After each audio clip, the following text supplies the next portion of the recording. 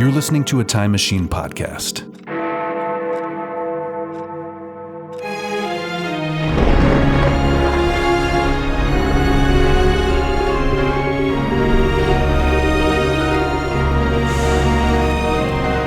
Old Movie Time Machine. An adventure through time and or space.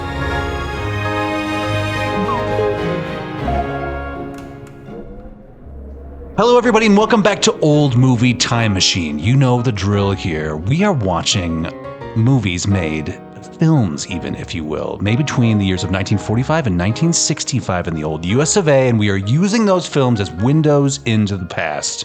We open these windows up, we climb through them, and we poke around in the world beyond. And while we do that, we are asking some critical questions, such as, who are these people? What are their habits? What decisions are they making and why? Also, how are they treating one another? Also, and arguably most important of all, what are they wearing and what do their living rooms look like? And at the end of our adventure through the window of time, we will come back, we will report to you and give our final assessment and answer the final vital question, which is, and this is on behalf of all of humanity, this is society in the 21st century. Hey, this movie that we just explored, we just poked around it. We're going to keep watching this? We're going to hang on to this one? We're going to hold on and keep it in our pocket and pass it on to the next generation and their next generation and on and on and on? Is there anything we can take away of value from this? Or do we just cast it aside and kind of leave it behind in the wake, if you will? A little debris, a little bit of jetsam, time jetsam. That sounds exciting. Time jetsam. Cool. I'm your host, by the way, through time and or space, Justin Zeppa, joined as ever by my panel of incredible international experts at being human in the early 21st century. They are also the smartest people that I know. Starting on my left, as ever, welcome back to the table, Katherine Sherlock. Hi, Katherine. Hi. Lovely to see you. Thanks for having me back. Of course. Couldn't do it without you. We've done it without you, but we're glad. We'd rather do it with you. Sitting to your left, as ever, Shrishma Naik. Hey, Shrishi Boo. Hey, guys. What's up? They're answering right now. I just wanted to give them a second to answer you. Right. I think they're responding to the fact that I just tolerate. They've held up, staring with their pod eyes at in our pod eyes, and right. They're answering with their pod mouths or potty mouths. Potty mouths. We got there. Okay. A little walk, but we got there. Sitting to your left, and also across the ocean, my sister and yours, Carolyn Naoroz. Hey, sis. Hey there. Welcome back to this train wreck of an intro. Glad to bring you in. Glad to rope you into this. Oh, I'm here for it, but I got to call you out on something. Oh, okay. Dun, dun, you, already? As the host, yeah. I don't know if my other co-hosts here noticed, but this film you're stretching the boundaries of time and or space. I know. We are set talking in 1941. It came out in 1957. I am aware, and I considered it. I weighed it. I'd seen this movie before, signing it to you as your time homework, and I made a call. I made a judgment call, and I feel like it is still relevant today. It's relevant today, by which I mean 1957 when it came out. I feel like really okay. So. Like you say, Carolyn, this starts pre-war. Therefore, it is very relevant to the war conversation. Now, of course, last week we watched The Man in the Gray Flannel Suit, which is defined by the war, very much so. And this week, of course, we are doing our deep dive into kids of the time, kids of the era, which technically it would be not contemporary 1957. It's not contemporaneous to the time. It is a period piece of 1941. You're right. You are absolutely right. Shame on me. But also, it's my fucking show. I'll do what I want. But do you really think... Now, one of the reasons why I gave this a pass, right? The rare exception to the rule that I myself laid down. It's my own fault. You're just putting rules there to break them. Exactly. Well, you know me. You know how I like it. But do you feel like there was a big difference between teens of the 1950s versus teens of the 1940s? Because I feel like the teens we're seeing, while they're supposed to be of the 1940s, could very easily slip into the 1950s. Am I wrong here? You don't think so? I think that these teens in this film were drafted into World War II, where a 1957 teenager is not being drafted into World War II. I totally agree with that. Those are the practical facts of the scenario, but it is teens playing teens in 1957, playing 1941. I just feel like we're seeing just as much of a reflection of teens of the time. You know, this is the same thing as like, well, why did Marilyn Monroe kiss Tom Ewell? It's like, well, because a middle-aged white man wrote this movie, of course. The same thing, same principle is in effect here. Well, you know, why do these teens seem like 1950s teens? Well, they are. They're 1950s teens playing 40s teens. Well, they look like not teens. Well, they do. First of all. Great point. Yeah. They look quite adult. I mean, but, you know, sure. We're talking about Peyton Place, by the way. We didn't even say the name of the movie. But this was made in 1957. Now, Carolyn, you said you had something to say before we got into one-line reviews. Was it you calling me out of my bullshit right now? yes, That's what it is? that Okay, was great. it. Well done. Well done. Now, Carolyn, do you feel like this is still a relevant film to the conversation that we've been having these 15 weeks or so at this point? Yeah, I mean, I'm really happy you assigned it. I'm not mad about it. Okay, I just okay. wanted to point out. You would call me out of my bullshit. I get it. It's cool. Right. You're very right to do so. Peyton Place, 1957. We are talking 2 hours and 37 minutes of hardcore melodrama, everybody. Let's break it down piece by piece. Catherine, do you have a one-line review of Peyton Place? Yes, I do. Sentimental small town hopes and dreams, a microcosm of the great American fiction. That's really well spoken. Totally accurate. Hey, Shrishy Boo. Yes. Over there rocking our social accounts. If you notice more activity recently on the socials, it's because Shrishma's in charge. She got the passwords. It's in charge. And we also I like being in charge. Yeah, I know you like it. You're pretty good at it too. You're administrating the hell out of the socials. Any we'll have to do little videos eventually, and I think so. I think that's on the list of things to do. Hey, great news, by the way. Sorry to interrupt one-line reviews. I know you were all waiting with bated breath, but great news for you, the listener. Our YouTube account has been reinstated. Our appeal was granted, and we are now back on YouTube. You can find the full free episodes there, and we're going to be doing some clips on there too eventually. But for right now, you can go listen to the shows there if that's where you listen to your things you listen to. Just a little catch me up from, I think Hilda Crane was when we got shut down there, but we're back in business, baby. All right, number one. Also, follow us on YouTube and Instagram and Facebook. It helps us be found, and we would like to be found. We would. We're so lost. We have so much to say, and so much for everyone to hear. We just need an audience, right? Hey, Shrishma. And you need to hear it. That's right. Say some pretty fun stuff. We do occasionally. Insightful. Yeah. You have a one-line review of Peyton Place, by the way? I tried. Is that the review? I tried? Actually, that would be a good review. Yeah. So I said, it's a good attempt for a movie of the 1950s and that era to show women's agency when it came to sex and stuff, but still limited by the patriarchy. Absolutely. Absolutely correct. But you do feel like there was some... There was progressive. Yeah. Yes. Right. Exactly. Which, when we come to the next topic of conversation, we'll get into. Okay. We're all sitting on the edge of our seats here. Sister of mine. Yeah. Carolyn Naoroz. Do you have a one-line review of Peyton Place, by the way? Oh, yeah. Is that it? Small town. Oh, yeah? No. Sorry. Okay. Sorry. Oh, you cut into it. You talked right into it. Yeah. Oh, yeah. Okay. Want to try that again? Yeah. Go for it. You gonna set me up? You gonna lob one this way? You want a proper edit point? Okay. Hey, Carolyn. I'm holding you accountable. Hey, Carolyn. Sorry. Hey, Carolyn. Hey, Carolyn. Do you have a one-line review of Peyton Place? I do. What is it?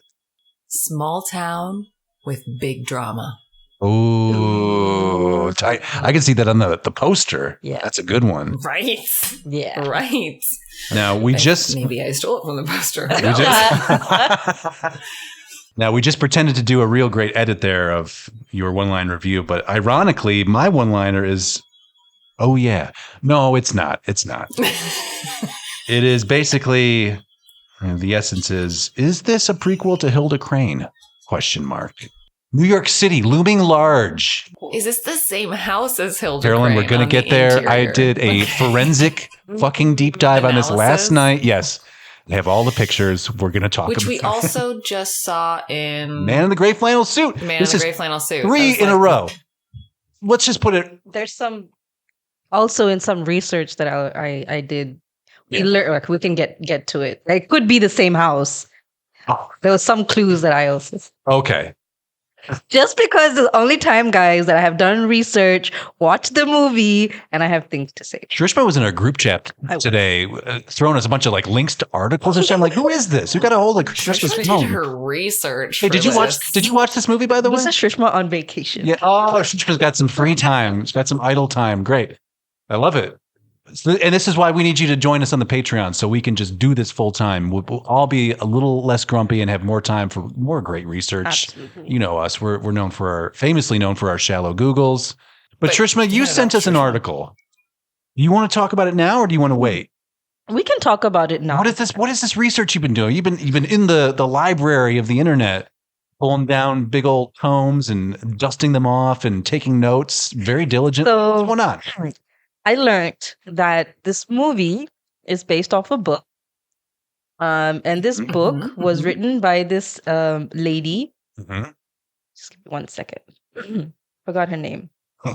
Grace Grace? Under fire. Metalios. Is that how you say it? Okay. Grace Yeah, Metalios. it's Greek. Okay. Yeah. Grace Metalios. Mm-hmm. And she was a housewife Okay. at the time. And when this book came out, it was one of the first pieces of sex romance literature.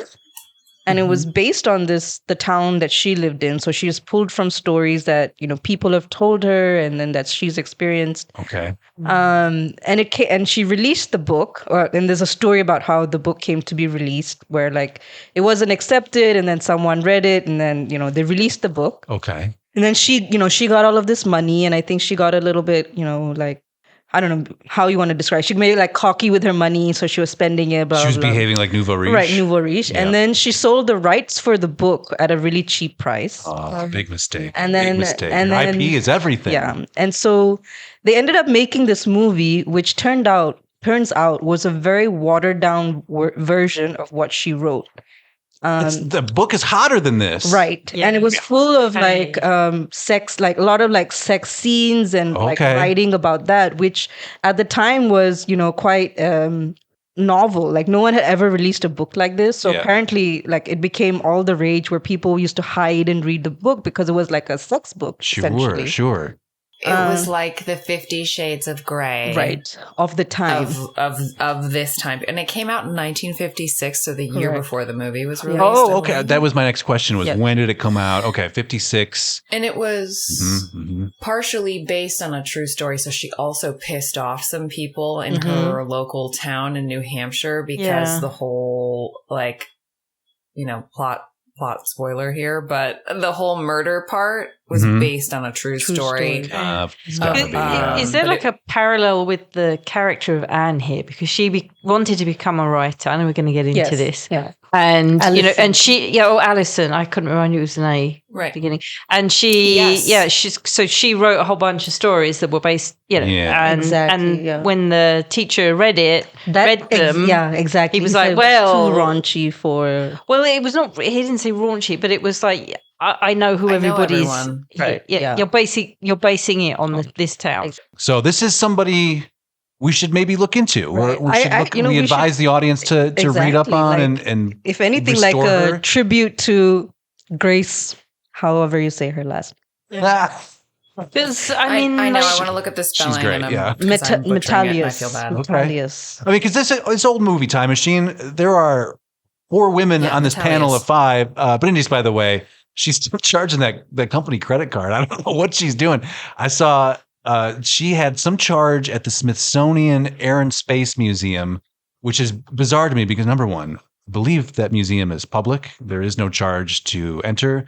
Number two, she's not into the idea of space. So I don't even know what she's doing there unless she's really into the Wright Flyer or something like that. But who really knows?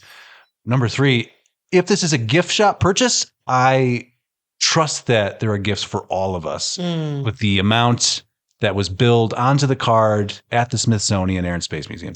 There's enough for all of us to at least have one hooded sweatshirt from there. So I will be expecting that.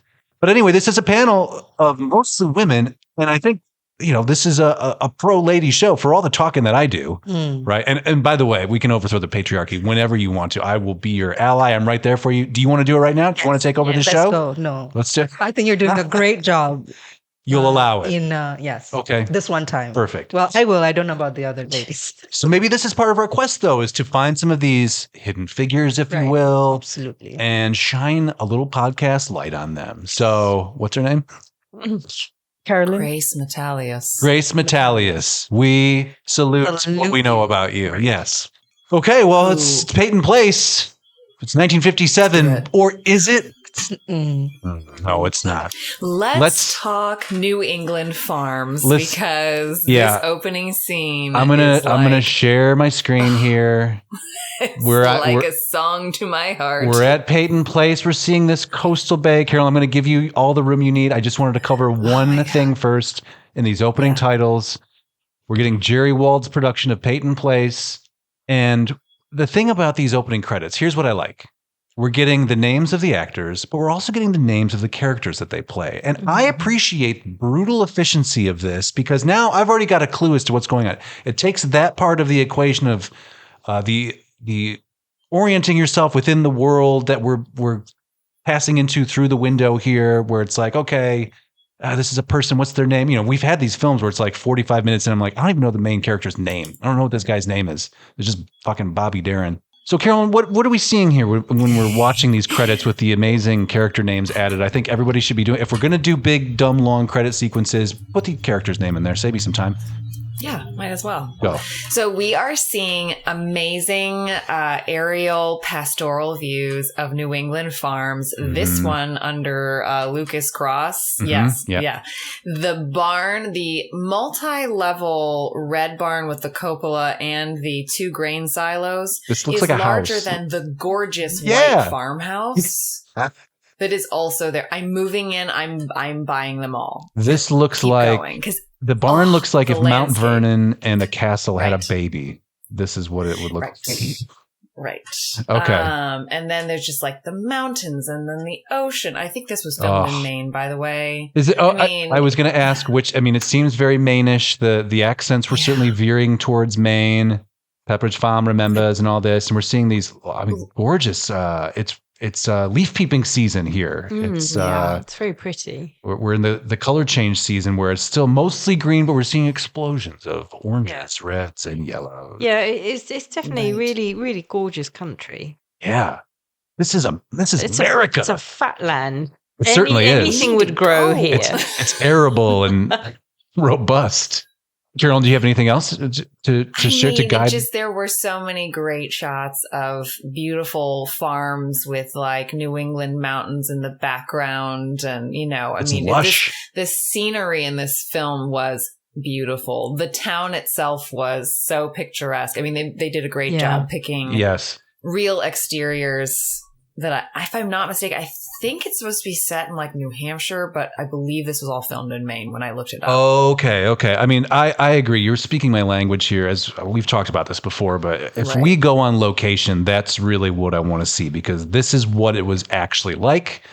All of these films are, of course, fantasies projected by the people who make them. So they are a little bit exaggerated. We can't take that this is not a documentary. Obviously, this is a very crafted narrative here, and the world around that narrative is also just as crafted. But when we go out onto the street, I mean, you can't hide what is happening on a street side, as we're seeing here, as this old 40s car pulls up. in this sleepy New England town here. This is prototypical New England white America right here. This is But remember in this sequence, as we're following, this male character, we don't know who he is. As, he stops to ask a farmer. We've gone through all these beautiful aerial farm shots. God. And then he I'm so glad you brought it up. car, Yeah. asks the farmer, how do I get to Peyton Place? And the farmer's like, 2 miles up the road, bloopity-boo. And he's got like his Clydesdale. I mean, a minute into the movie, there's a Clydesdale plowing a field. And I'm like, Yes. Whatever patois that farmer was speaking in, it was a different language. It wasn't. It was just, Hey, mister, which way to Peyton Place? You go right up this road about 2 miles, you'll come right in center town. Thanks. And the guy's like, all righty, well, I'll just keep driving in this direction then. Here I There's go. something about 2 miles up the road. And that was about all I understood. Oh, you speak But then farmer. as Okay. he's driving. Remember, he stops at the train tracks, and on the other side of the train tracks, Yes. there's the shack where that's where our first introduction to the Cross family is, before he pulls into the picturesque, New England He crossed town. over to the wrong side of the tracks, quite literally. But even in these opening scenes, like you could get a sense of there was something The haves and something have-nots. going on Absolutely, there's a underneath. real class divide. Yeah, like it looked really pretty and all the scenes were really nice, but you could tell like something was Yeah. not right Yeah. And with it all. And, the U.S. is not known in the same way that, say, the U.K. is for class issues or whatever. It's not the primary issue. Race is the primary issue of the United States. It's the burden the country bears, right? But this is certainly pre-war. We are still coming out of, at this point, Great Depression times. Right. There is a considerable gap amongst the wealthy of the Gilded Ages of the late 19th century. We're still coming out of that, too. And we've seen this debris in these grand old mid-century grandma houses that we've seen in these films where it's like clearly, this is the old shit. This is the old way. And then the new stuff is the sleek mid-century modern thing. But we're seeing the wreckage of those times. And we see it illustrated here, as you guys have been pointing out. Those shacks are pretty rough. Yeah. I was really terrified for a second. Maybe just cut this out, but I'm going to say Oh, boy. Alrighty. like when they showed the shack and they showed the people coming out, I was like, they're not having black people walk out of the shanty. I thought exactly I was like, the my same heart thing. literally stopped. I was like, no. okay, so they're obvious. really setting that. I'm with you. I fully expected that. I'm with you too. We are not cutting that out right away. I'm We're keeping that in. Like, oh, white people. Yeah, I was like, okay. Okay. Right. But the context would have been New England, not south of the Mason-Dixon. Right. Fair enough. Yeah, that's the only exception. So rather than this is where we Not that keep you black wouldn't people, find poor white people in the South. exactly. but- They mix. They're forced to mix and mingle with white trash. Sorry about that, but yeah. So that's the scene that we're getting up here in New Hampshire, Maine. Anyway, is some dirty living conditions for some unfortunate people. And it is rather shocking, especially when you get into town here and you see this beautiful town. Everything's sparkling. I mean, it looked to me, I mean, it felt like they actually washed streets because the streets are wet. Yeah. Quite a lot of scenes, like in the morning. Right. It's a like, lot of scenes. Yeah. okay, sure, maybe it rained, but it felt like nothing else was wet. It was like someone came and cleaned the streets. Purposefully hooked the hose up to the thing. And yeah right. They probably did. The fire department was probably like, all right, we got some Hollywood people coming in. We gotta wash down the streets. That could be. That could be. Get those goddamn leaves out of the drains from leaf peepings. That's right. So, the leaves are coming with the hose out. So this is as if we could tell possibly from the context of the vehicle that we see this man character driving. His name is Mr. Rossi, by the way. Let's just get that out of the way. He's new to town. Obviously, he's stopping to ask for directions from the bizarre farmer man. You go right up this road about 2 miles, you'll come right in center town. But he is driving a very 1940s sedan. And we pass this old man who's picking up his newspaper, and what do we see? U.S. neutrality threatened, Roosevelt warns Hitler. And it is 1941. We are establishing our time and place. Mm-hmm. So the war is raging in Europe right now in 1941, but the U.S. is keeping out of it for the time being. We were doing some things on the slide with our UK brethren, a little lend-lease program. Here, have some of these bombs and these missiles. Yeah, whatever you guys need. And we're doing a lot of Hitler. No. You better watch yourself, Hitler, as Europe did, only to find itself invaded. So, but we also go to the Mackenzie house where we meet Connie, played by Lana Turner, who is the mother of Allison. And we see that this is very much the prototypical United States neighborhood, I guess, middle class, upper middle class neighborhood. And we have yet another missing father scenario, which we've seen multiple times in the films that we've watched so far. We saw it in Leave Her to Heaven, drove Ellen to murder in that film. We saw this recently with Hilda Crane. And this is a very Hilda Crane-ish scenario as well, because we also have another portrait of dear departed dad sitting on a fireplace mantle. And we just really miss dad. And it's impacted everything in this woman's life. And who was she in Hilda Crane? Oh, she wasn't.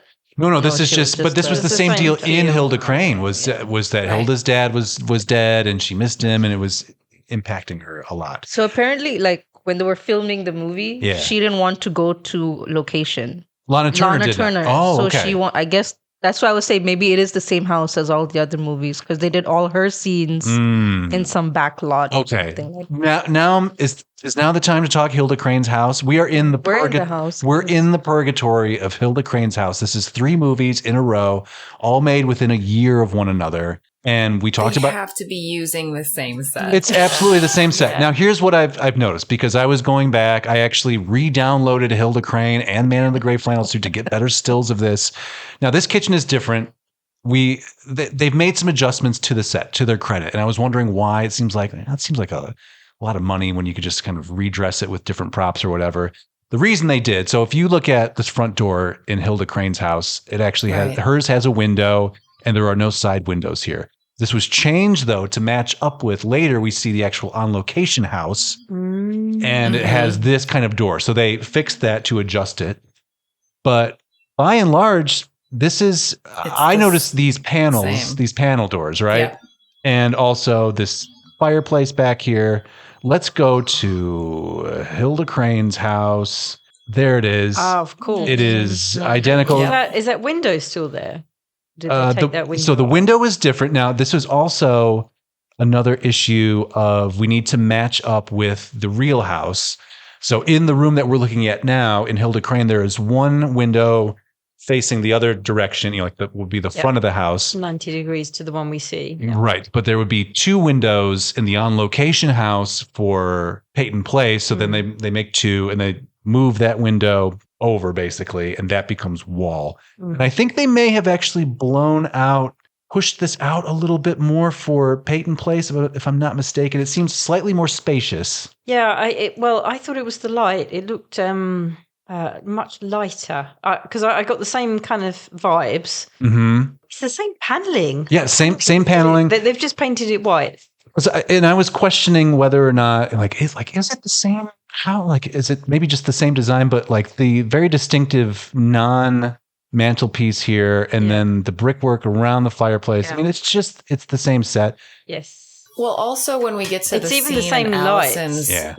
bedroom, it's like the same bedroom that we saw in both Hilda Crane and the Man in the Gray Flannel Suit, except for it was re-wallpapered, and I think that they moved a door. I think they just shot it. Okay, I have that scene pulled up as well.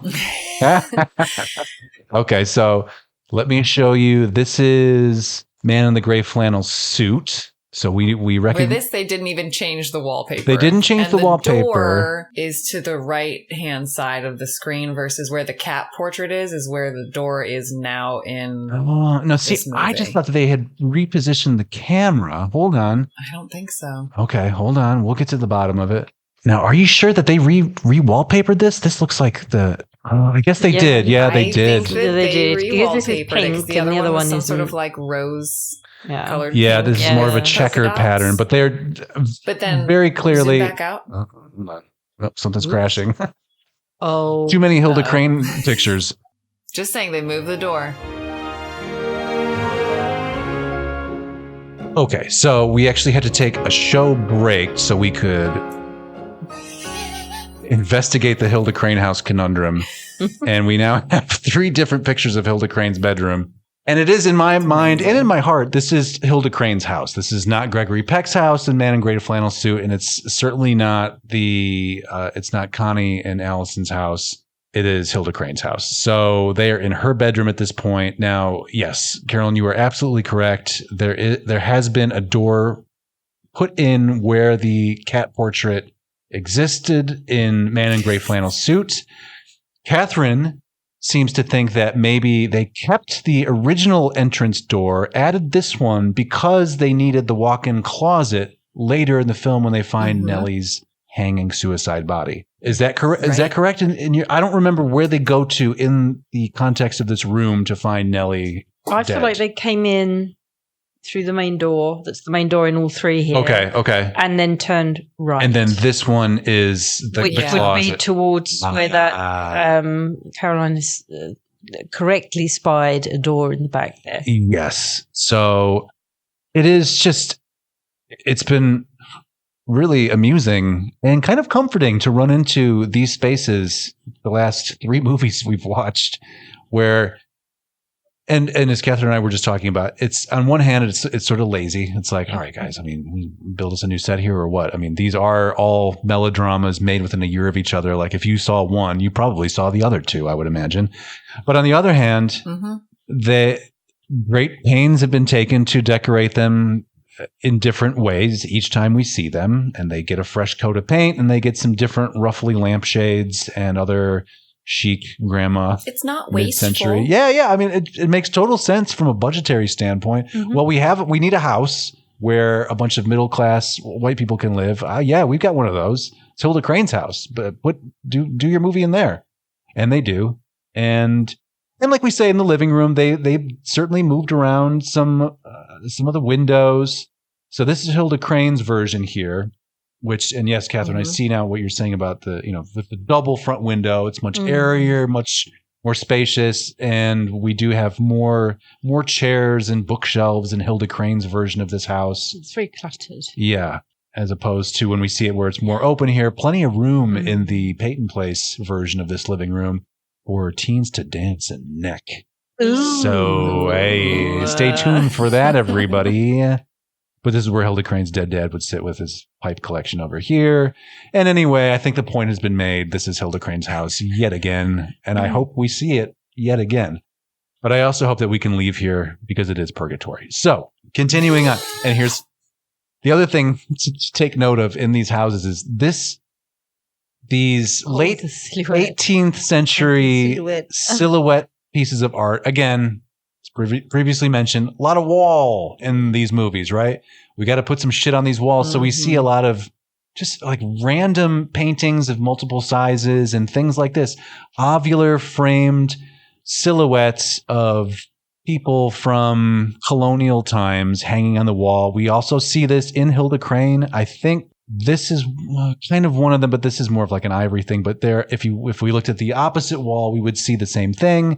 And then, of course, we see them in one of the bedrooms as well. So we have the same thing up here in this bedroom, but we have little porcelain dancing ladies in the Hilda Crane's version. It's just a lot of shit, right? Like, we got the space. Can you go out and buy me 10 framed things that I can put to fill the space in my house? You could be looking at the same movie across all 3 shots. Absolutely. Right. The lighting design is slightly different for Man in Gray Flannel Suit, but not outrageously so. I mean, it's a little warmer. Maybe it's a different type of Kodak or whatever to shoot it, but it's all the same shit. At least the girls have a cat painting.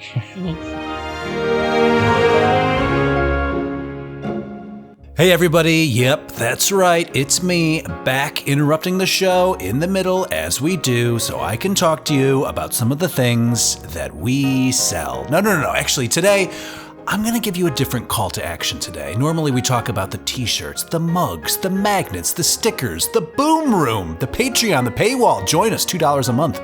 But this week, we're going to be talking about you and what you can do to help this program that you're listening to right now. What I would like you to do is give us a 5-star review. It's a very simple process. Whatever platform you're listening to this on right now, you just have to go to the show page, Old Movie Time Machine, whatever the main page is on whichever platform, whether it's Apple Podcasts or Spotify or Google Podcasts or Castbox, Boxcast, Armcast, whatever. Go there. These are all a little bit different, you guys, but if you scroll to the bottom of the show page, you usually get a chance to leave a rating and a review. Now, look, we don't need your review necessarily, but it would be nice to hear what you guys have to say about the program, and if you love it, please let the world know so they can love it too. But at the very least, what we'd like you to do is just tap that 5-star rating for us right now, if you could, please. I'll give you a second here. That's right, give us 5 stars, and if you do, I will thank you, as I will right now, in advance. Thank you. And now back to the show. This is also the time where Connie finds out about the skinny dipping rumors that are just burning through town. She's outraged.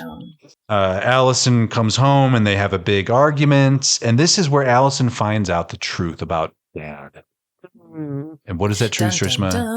Do you know? That her mom has told her that her dad passed away when she was younger. Mm-hmm. Turns out father was not actually married to her mother. He was a married man, somebody else, and they had an affair. Mm-hmm. And so she was embarrassed, so she kind of made up the whole story. Right. And this is where, back to the point about, is this a Hilda Crane prequel? We find out that Connie had run away to New York City, big, scary New York City, the epicenter of all things of this era, center of the world, right? New York City just represents so many things, the opposite of what we're seeing at Peyton Place. And this is what happens. She gets swept up into sex and deceit. Right. Think about that. Yeah. Country. And talking about the sex thing, hadn't the Cross family drama about to peak? Yeah. Because Nellie Cross had overheard the conversation about Lucas. Yes, perving on her. Yes. Getting her pregnant. Yes, yes. She hears all of that. Yes. And so she is really kind of Lady Macbething it, sort of mumbling and, just really losing it. Yeah, really losing her mind over this trauma her daughter has experienced through her husband, which by the way, Connie does not handle very well at all. Like there's I think her line is something along like, we've all got problems or whatever. Yeah, she just like dismisses it off, flicks her cigarette and dismisses it entirely. Staring at her and thinking, Oh, Nellie, staring we all at her. have our problems. Which will come back to haunt her because at this point, Allison and Connie go upstairs to find Nellie hanging in the bedroom closet.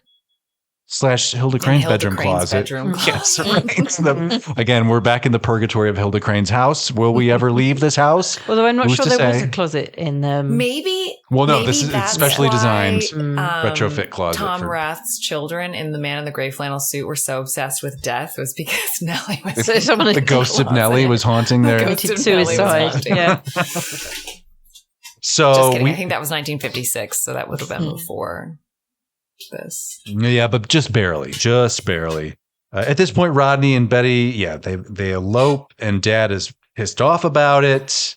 And there's this whole conversation about, you could come work for the mill. And That was like a very I have a wife to support now. yeah, they Well, did. here, let me give you a job. Sort that out. Well, fine, I will take that job, Father. And then they shake hands. And that and was it. It's a real broy, man it out type of thing. But all of this drama, and I think we can all agree that this is just a big old heap of drama, acres of drama unfolding here. It's too much for Allison. And she's like, you know what? I'm going to move to New York City. I'm going to pursue my dreams, not unlike somebody in Nebraska named Hilda Crane. She doesn't say that. I added that part. Thornton's message to heart, and she says, "No one's going to give me what I want. I'm going to take it." Yes. Go get it, girl. Go do it. And she actually throws quite a thing, an insult at her mother. She said, "Yeah, I'm going to go there and I'm going to live off some man like you did." Yeah. Oh, that is bold. Hard. I live off some men like you did. Yeah. Because mom's skeptical, of course, as moms will be. But we see, so this is the drama. And we see this Greyhound bus. beautiful Greyhound bus that she gets onto to go down to the big city. And Selena, her bestie, is there to send her off and runs after the bus waving and everything. But what a gorgeous bus, you guys. I hated riding the Greyhound. Me too. I lived in America. Yeah. Where did you Greyhound from and to? Dallas to Austin, usually. Okay, how far is it? It was like a 3-hour. Oh, okay. And I hated every moment. I would go from New York to Lansing, Michigan. It's long. It's a long. It was like 14 hours. Did that many times. I got stuck in a blizzard one time. Had to spend the night at the Greyhound station in Detroit, and I mean, just eating vending machine sandwiches at the Greyhound station with a blizzard outside. I mean, that's a low point. That's an nadir. Time passes, right, and we go back to this running theme of seasons changing, and we're looking for that elusive fifth season, you guys. The season of love. Of love, yes. And here, Pearl Harbor lands in a big way. We see a new form of smoking here that we like to enjoy. This is called Pearl Harbor smoking. This is the editor reading his editor smoking. Yep, news smoking while reading his Pearl Harbor headline. And we see the selective service here where all of the young men in town go to sign up. Yeah, so the war is on, everybody, and we see life in the village. You know, now it's springtime, post Pearl Harbor in December. Again, more beautiful countryside. Bigger than the churches. Yeah, the barns have never been bigger, baby. And we see that even the wall calendar at the village restaurant has changed. Yes, to 1942. Different, we've got some war relief posters. Mr. Rossi is listening to the guy who runs the restaurant talk about his correspondence. Very interesting. Rumor has it, you guys, that Mr. Rossi is moving away. He's been offered a better principaling position at a bigger place. And so now we're at like Christmas time. Yeah, so we go to his bachelor pad, his rockin' bachelor pad, and we see, wintertime, Christmas. Very good. Big old ashtray right here. He's smoking to beat the band. Got a little soft pack there. And Connie shows up. And again, they've not been on good terms since they had their big blowout in her hallway. The summer of 41. Yes. So it's like a year and a half later. Right. Oh, I didn't get a shot of her red dress. She shows up in an amazing red dress that really pops in this one is a rather gray bachelor pad here. She says that he was right about her avoiding love. And he's like, no, I was an asshole. I was out of line. Had no right to say those things. And she explains, doesn't she? Yeah, she confesses her love affair scenario at this point. Yeah. She's like, I got to be honest. She wasn't married. Yeah. This is when we find out this happened in New York. And he accepts this side of her story and they embrace. So there's some reconciliation there as well. Then we see Christmas at Selena's house, which has been cleaned up considerably since shitty Lucas is gone. She's turned this house into a home. Hung herself. Yeah, it's been a rough year for the Cross family. But she's making the best of it with brother Joey. But who should show up but motherfucking drunk Lucas, still drunk, now in the Navy. It's changed his character, not at all. It's made him worse, if anything. And he shows up, and of course he starts going for her again. You really blossomed a lot, even better than when I was perving on you before. And he goes after her, and she beats him to death. And this is pretty shocking. Pretty shocking material for this era. Yep. She ends up confessing to the murder to Connie, who advises her to turn herself in. But it's months later. But yeah, she's been living with this for a long time, yes. This was like, this happened at Christmas. They bury his body. That's the whole thing. She and her little brother, Joey, in the bury sheep the body. pen. In the sheep pen. Yeah. Doesn't she have Joey do it because she can't handle it? No. Yes, it was Joey's idea, I thought. Oh, That's okay. what comes out in the trial. Okay. Yeah.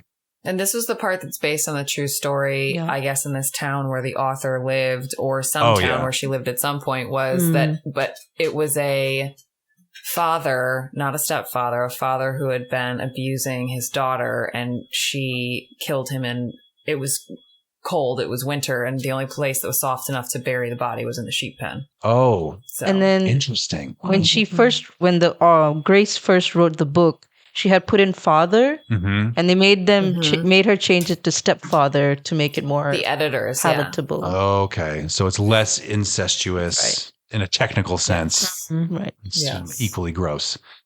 So this is where the movie kind of goes to a to. different This is level, all- like different yeah, direction. It's a different movie. It's all of a sudden, and we've seen this trend. It's a legal drama. Exactly. Yeah. This is We're how. now back in Leave Her to Heaven. Yeah. End your movie with a trial, everybody. A big old blowout show trial where we got a lot of people coming up in the stand, breaking down big emotional beats. It's an easy way to end your movie, I guess. Just take it to the courtroom, right? So everybody hears about. They did that in Bachelor in Paradise too, didn't Yeah. they? Yeah, absolutely. They did it in another one too. I can't remember which one.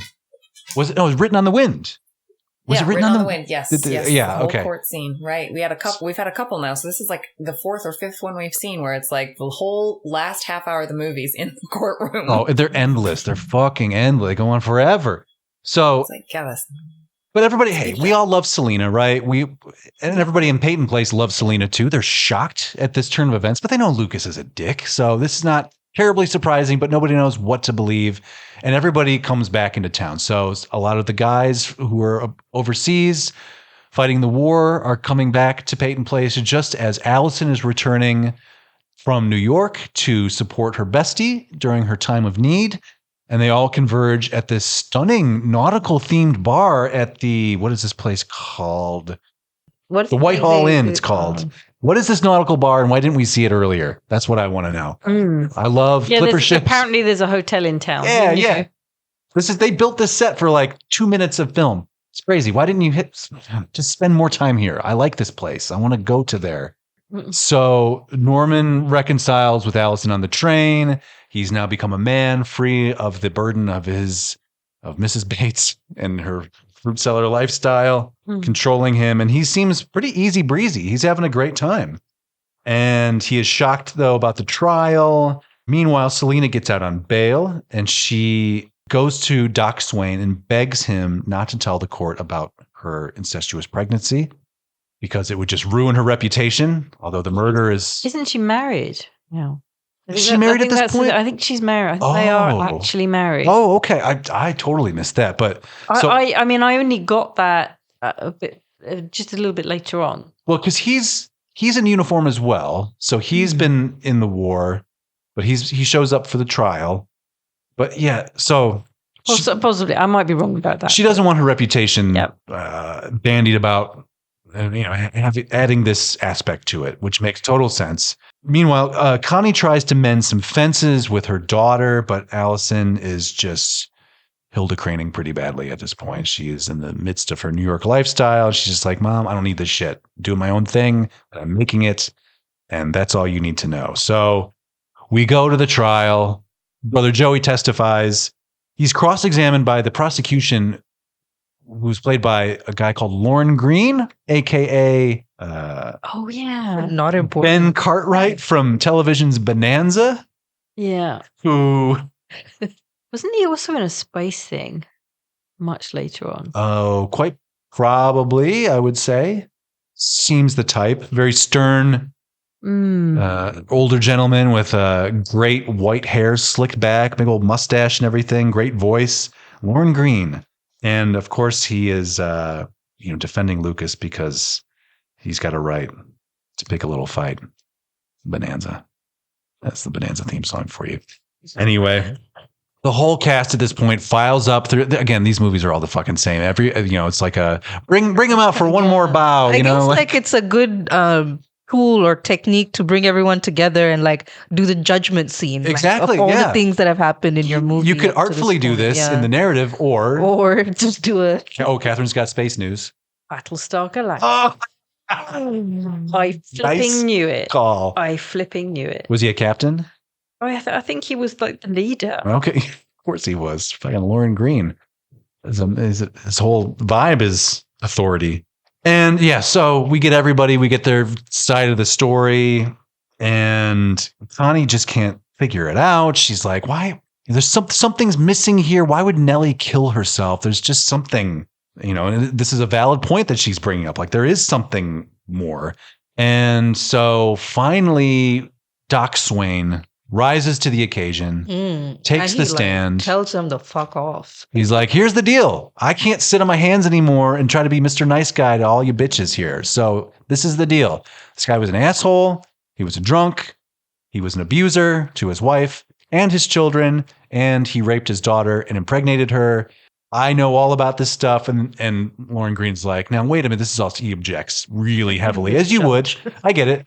And I think he's pretty sure that, like, all right, this is nonsense. We're going to strike this from the record. But little does he know that Doc Swain has in his pocket the very confession that he got Lucas to sign before he was ridden out of town on the rails. And that just kind of clears the air for everybody. He also had the judge on his side who was like, you better shut up until he finishes his testimony. I will decide what's stricken from the record and what's not. Yes, let me listen to it first, motherfucker.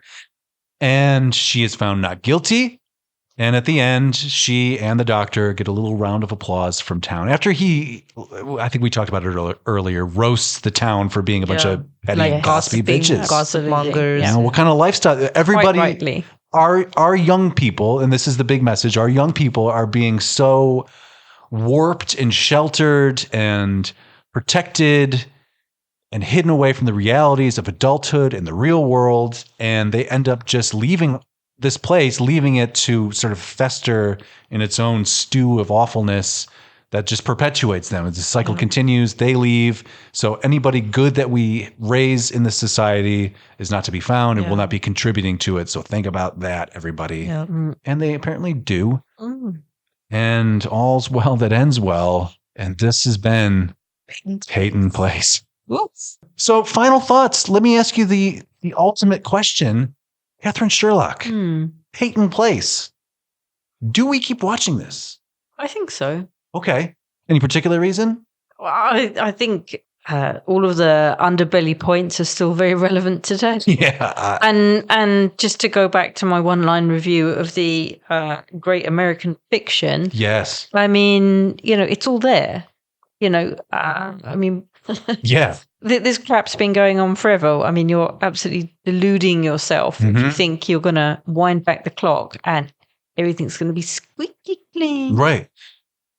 And I'm sure, if this continued, and you guys, I got a little surprise for you, but there's a sequel movie called Return to Peyton Place that we will be watching at some point. Wow. But I have to imagine that we will be trying to turn back the clock to pre-war times or something like that. That would be one of the cycles of, hearkening back to a simpler time or whatever. I'm sure, the complications of the war will instigate that. But Shrishma Naik, final question. Peyton Place, your favorite movie. Do we keep watching this? I'm torn because knowing what I know now about, I really wish instead of the movie, we can like highlight the book again. Maybe remake the book. A remake? Oh. With the original content. Reboot it. Yeah, for sure. And I would watch it. HBO, are you listening? Can I? I just wanted to read a description of this series. Lady. Ooh. Because I could relate to her. Okay. Because she says, Grace swore a lot and drank a lot and had a lot of guys around her. She got married and divorced and had affairs. And she talked about sex and she talked about real life and she didn't filter it. I didn't know any other woman who was like that in the 50s. And so something about this woman has caught hold into me. And I feel like we need to... This is very interesting. To be celebrated. Yeah. Sure. I want to get a framed portrait for you to hang in your house. But such voices are not like they were like, shut down or, never heard of this woman. Lost in time. Yeah. So maybe if, we reread, brought the book back into prominence. So if we treat her work with more respect, maybe stick more to what she actually wrote. And she apparently disapproved of this movie completely. Oh, okay. Because it was watered down. Because it was so watered down. Interesting. Okay. So you think we continue with the story, but maybe we reboot the movie. Right. This is a first. I don't think and give this woman her flowers that she deserves. And okay. Let's tell the world. Not about Jerry her. Wald's Peyton Place, but Grace, no shit. What's up with that, Jerry Wald? Grace Militocious. Oh, that's such classic. Butchered her name. Classic patriarchy. Jerry Wald's version of some lady's book. Peyton Place. Sanitized for your protection. Yeah, right. Now with less hardness. Carolyn Naoroz. Peyton Place. We keep watching this? Hell yeah. Yeah, you like it. I am gonna probably watch it again, and I want the remake, and I want to read the book, and I think that there was also a soap opera. Yeah, there was a serial soap opera. Mm-hmm. I am all about the small town big drama. Okay, great. Yeah. And for me, I really haven't thought about it until we've been talking about it, but I'm also going to say it's a yes for me, dog. And I think, kind of same thing everybody's already said.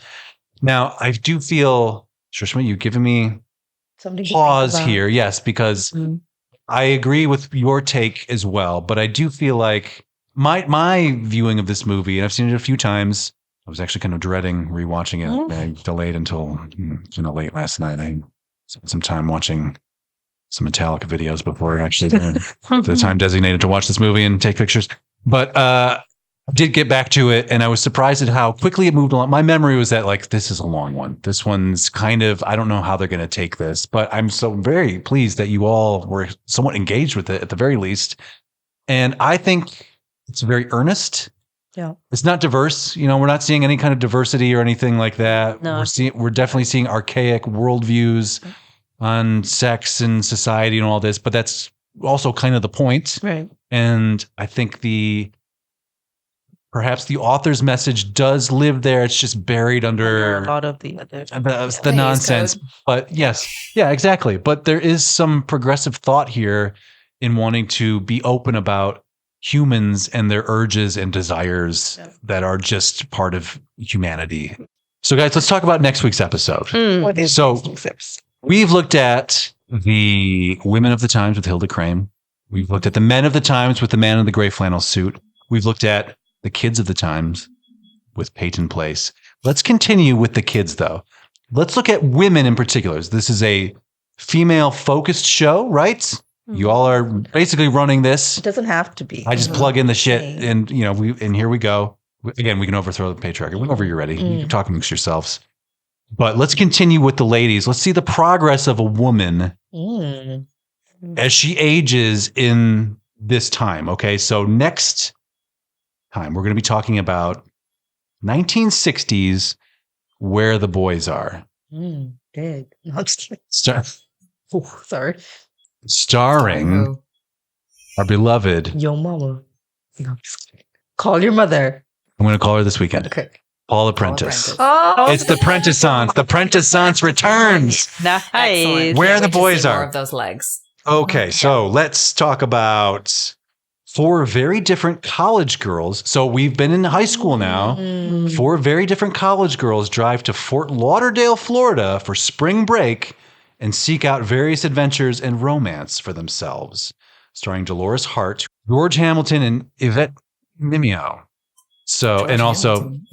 Paula Prentice. But anyway, that is next time on Old Movie Time Machine. And with that, you guys, it's in the books. We did it. Peyton Place, we will return. Peyton Place will return and return to Peyton Place sometime in the Cannot future. wait. I Yes. cannot wait. And so concludes yet another blistering episode of Old Movie Time Machine. If you enjoy what you just heard, I've got great news for you. Because the episode that you just listened to, it's actually more than twice the length that you just heard right there. That's right. We talked about Peyton Place for like 2 hours and 20 minutes, something insane like that. So if you were coming to Peyton Place, the episode, to hear all of the dirty details about Peyton Place, the movie, then I have great news for you. It's available for you in total, uncut, the complete edition, over 2 hours of quality Peyton Place content. It's ready for you, and it's at our Patreon. We call it the Boom Room. The link is in the show notes. The show notes are the words attached to this file you're listening to. Open up your phone or mobile device or your car. Just be careful doing that. And you can find the link to the Boom Room. And for $2 a month, you can get access to double-length episodes. More than double length most of the time, actually. And we would like to hear what you have to say about Peyton Place, about the program, about our incredible panel of international experts. If you have any questions, lob them our way. The email is partyline@oldmovietimemachine.com. We would love to hear from you. And as for next week, we will be discussing 1960s Where the Boys Are. That's right, the Prenticeance continues. Paula Prentice's debut film, Where the Boys Are, coming next week. And if you would like to watch this film before we discuss it, it's available for purchase or for rental on Apple TV, Amazon, YouTube, DirecTV, or Google Play. And if you want to stream it, it is available on HBO Max and something called Plex. So go Plex yourself Where the Boys Are. We will see you back here on Wednesday when the new episode drops. And until then, this has been Old Movie Time Machine.